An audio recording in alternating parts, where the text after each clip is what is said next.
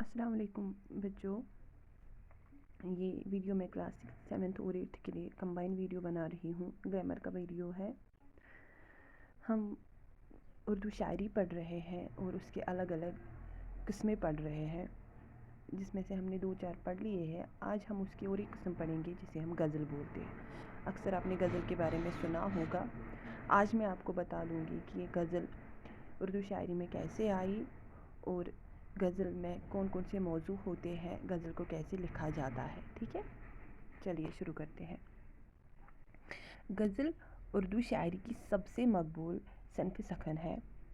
कहा जाता है जो गज़ल है ये जब भी हम उर्दू शायरी की बात करते हैं तो गज़ल की बात ज़रूरी होती है। ये उर्दू की सबसे मकबूल शायरी की किस्म है। ठीक है, प्रोफेसर रशीद अहमद सिद्दीकी ने कहा है, इसे बजा तौर पर उर्दू शायरी की आबरू कहा है। आबरू हम इज़्ज़त को बोलते हैं। ठीक है, तो प्रोफेसर रशीद ने बोला है कि जो गज़ल है ये उर्दू शायरी की इज़्ज़त है। मतलब उर्दू शायरी में सबसे अहम मुकाम जिसे हासिल हुआ है वो गज़ल है।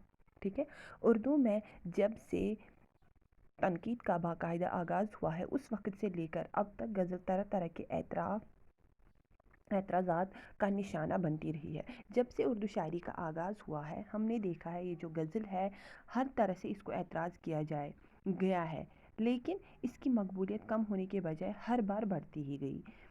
अगर हम किसी चीज़ को क्रिटिसिज्म करते हैं तो हम देखते हैं जब हम क्रिटिसिज्म करते हैं तो वो चीज़ ख़त्म हो जाती है, लेकिन उर्दू शायरी में गज़ल में इसका एक अलग ही असर हुआ। जितना गज़ल की तनकीद की गई, जितना गज़ल का एतराज़ किया गया उतनी ही ज़्यादा ये मकबूल होती गई। ठीक है, इसकी मकबूलियत ज़्यादा होती गई और ये साबित हो गया कि गज़ल में ज़माने के साथ बदलने, हर ज़रूरत को पूरा करने और हर तरह के मज़मून को अदा करने की सलाहियत मौजूद है। और देखा गया कि ये जो गज़ल है, जिस तरह ज़माना बदलता गया उर्दू की गज़लें भी उसी तरह बदलती गई और इसमें हम हर एक मौजू को ला सकते हैं। ठीक है, गज़ल में हम हर एक उर्दू का, हर एक ज़माने का हर एक मौजू गज़ल में हम ला सकते हैं।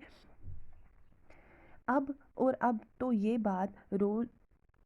बात रोज़ रोशन की तरह आया है कि इस सिनफ़ सखन को कभी ज़वाल ना होगा। और अब ये ऐसा वक्त आ गया है कि अब सब समझ गए हैं कि गज़ल जो है उर्दू शायरी की जो ये किस्म है ये कभी ख़त्म नहीं हो सकती, इसका कभी ज़वाल नहीं आ सकता है। ठीक है, मतलब गज़ल जो है ये उर्दू शायरी की रूह मानी जाती है, ये उर्दू शायरी की आबरू मानी जाती है। जितनी भी नज़में, जितनी भी आप उर्दू शायरी पढ़ोगे उसमें सबसे अहम और बालातर मुकाम अगर किसी उर्दू शायरी की किसी किस्म, किसी सनफ़ को मिला है तो वो गज़ल है। गज़ल में एक ऐसी खुसूसियत पाई जाती है कि ज़माने के साथ साथ ये बदलती गई।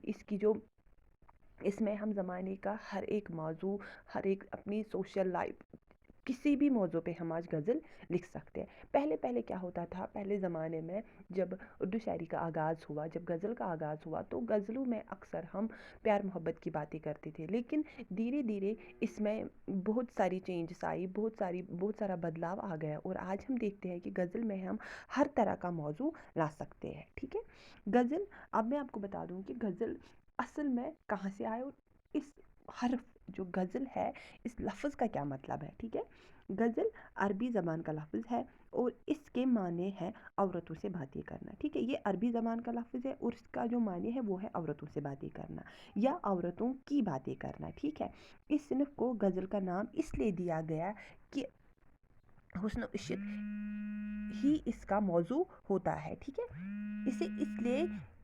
गज़ल को इसलिए गज़ल नाम दिया गया क्योंकि इसमें हम देखते हैं ज़्यादातर इसमें हुस्न इश्क की बातें होती है। ठीक है, इसमें ज़्यादा हुस्न इश्क की बातें होती है, लेकिन वक्त गुज़रने के साथ साथ इसके मौज़ूआत में वसअत पैदा हुई, लेकिन जितना जितना वक्त गुज़रा उतना हमने देखा कि इसके मौजू जो है उनमें वसअत पाई गई, वो ज़्यादा वसी होते गए।